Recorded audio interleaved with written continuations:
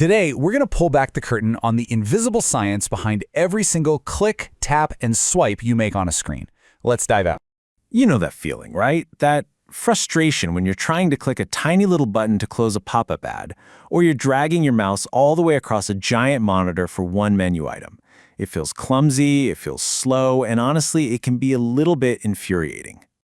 Well, guess what? That feeling isn't random. It's not just you being uncoordinated or your mouse having a bad day. That exact frustration, it can actually be predicted with incredible accuracy by a really simple and elegant psychological principle. And that principle has a name, Fitz's Law. It was developed way back in 1954 by a psychologist named Paul Fitz. He created a model that describes human movement, and it ended up becoming one of the most fundamental ideas in the design of, well, pretty much everything we interact with. So what is it exactly? At its heart, Fitz's law is super simple. It just says that the time it takes to move your cursor or even your finger to a target depends on two things: how far away that target is and how big it is. That's it. Simple, right? But it's so powerful. So yeah, it really just boils down to these two core components. You've got D for the distance, which is from your starting point to the very center of your target. And you've got W for the width of that target. The relationship between just these two things is what determines how fast and accurate you're going to be. Now here's where it gets really cool. This isn't just a casual observation, it's an actual mathematical model. We can literally put a number on the difficulty of any pointing task, and that's where things get super interesting for designers. The entire secret sauce is in the relationship, the ratio between that distance and that width. It's what explains why some websites and apps feel so effortless to use and why others feel like a total chore. This right here is the index of difficulty, or ID.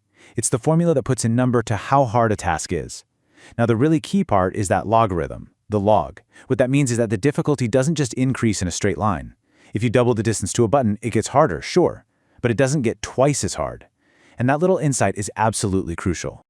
Let's just break that down to make it obvious. A high difficulty task, that's trying to click a tiny little icon that's way over on the other side of the screen. And a low difficulty task, that's hitting a big fat submit button that's right next to where your cursor already is. You feel this difference intuitively every single day. You know, Fitz himself used a great analogy for this. He said to think of the distance to the target as the signal, and the size or the width of the target, that's the noise. So a really big target is a clear signal with very low noise. It's super easy to hit. But a tiny little target, that's a weak signal that's lost in a ton of noise, making it much harder to find. Okay, so this was way more than just some dusty academic theory. Fitz's law literally left the psychology lab and went on to fundamentally shape the digital world that we all live in. Let's see how it went from a concept to the technology sitting on your desk right now. So back in the 1970s, you had these brilliant researchers at Xerox PARC, and they were trying to figure out the best possible way for a person to interact with a computer. They tested joysticks, light pens, all sorts of things, and this brand new device called a mouse. And using Fitz's law, they proved mathematically that the mouse was just plain better. In fact, one of those researchers, Stuart Card, said this work was a major reason Xerox introduced the mouse to the world. I mean, you can draw a direct line through history here. It goes from a psychology paper in 1954 to a pivotal research study in 1978 to the mouse landing on millions of desks in the 1980s and beyond. It's wild to think that without Fitz's law, how we use computers today could look completely different. So how do designers actually use this? Well, the smartest user interfaces, the ones that feel intuitive, are built with these principles baked right in. They are literally designed to work with the physical reality of your hand and your brain, not against it. One of the absolute cleverest applications of this is something called the rule of the infinite edges. Think about it for a second.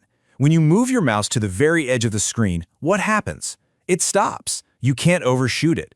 This means the target at the edge effectively has an infinite width in that one direction, which makes it incredibly easy to hit. And this effect gets put on steroids in the four corners, where two of those infinite edges meet. These are what some people call the magic corners. It is absolutely no accident that the original Windows Start button was tucked into the bottom left corner, or that Mac OS puts its main menu at the very top of the screen. They're taking advantage of Fitz's law. So the playbook for good design becomes really clear. You make important buttons like Buy Now nice and big. You group functions that are used together, like Save and Export, close to each other so you don't have to travel far. You use those powerful screen edges for things like main menus and toolbars. And you think about using context menus that pop up right where the cursor is, which makes the travel distance basically zero. Here's another genius application, the radial menu. You see these a lot in video games and design software. Why are they so fast? Because every single option is the exact same short distance from the center, and each target is a big, easy-to-hit wedge. It's like a perfect little low-difficulty system. So here's the bottom line, the crucial point in all of this. When an app or a website feels intuitive, when it feels effortless and just right, that's almost never an accident. It's because the designers understood the fundamental science of how we move, and they built their product according to those rules. And now you're in on the secret. As you go about your day, start looking at the apps and websites you use. Look at your TV remote, the dashboard in your car. You're going to start seeing Fitz's law everywhere. And the things that work beautifully, and maybe even more clearly, and the things that drive you nuts. What are you going to notice first?